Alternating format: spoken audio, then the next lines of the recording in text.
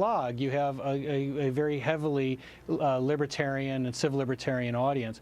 And there's a lot of discussion there. I think part of the problem is that many people cannot get themselves to take the step of opposing the president who holds this iconic position in American history. And it's a terrible mistake. He's not going to be our last president, but these powers will outlast him. And the terrible thing about constitutional authority is that once you lose it, you pay a heavy price to get it back.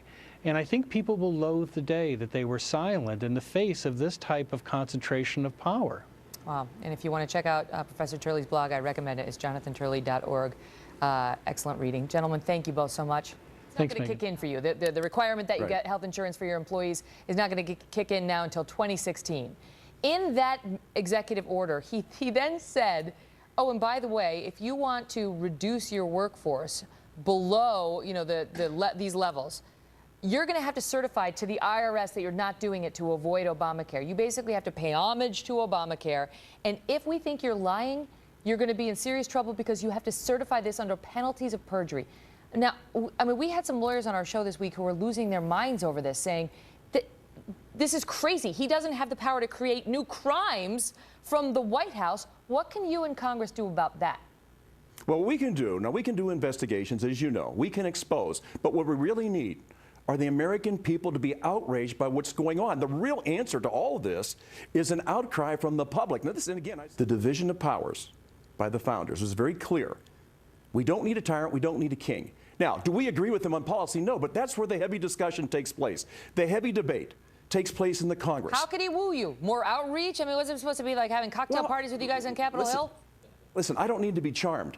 I need to be assured that when I come back home, where I live in Pennsylvania, that I can tell people, listen, we did defend the Constitution. We protected it and we preserved it for you. Meg, what the president is doing now is an unprecedented overreach of executive powers. People can't sit back and say, you know what, I still like him. This has nothing to do with liking him as a person. This has to do with policy. If you don't get it your way, then it's no way. It's only his way. There is a process that we work by. And your thoughts on, I mean, is this just a White House thing or does it go beyond the White House?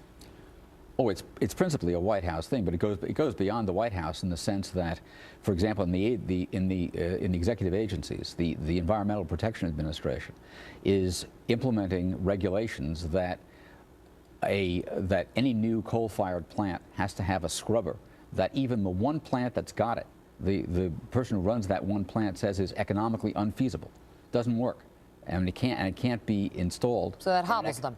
It hobbles them. It essentially rules out any new coal-fired plants without getting legislation through Congress doing it, but instead putting in place an EPA regulation that can't be complied with. Oh, so it's not just, is that not how it works?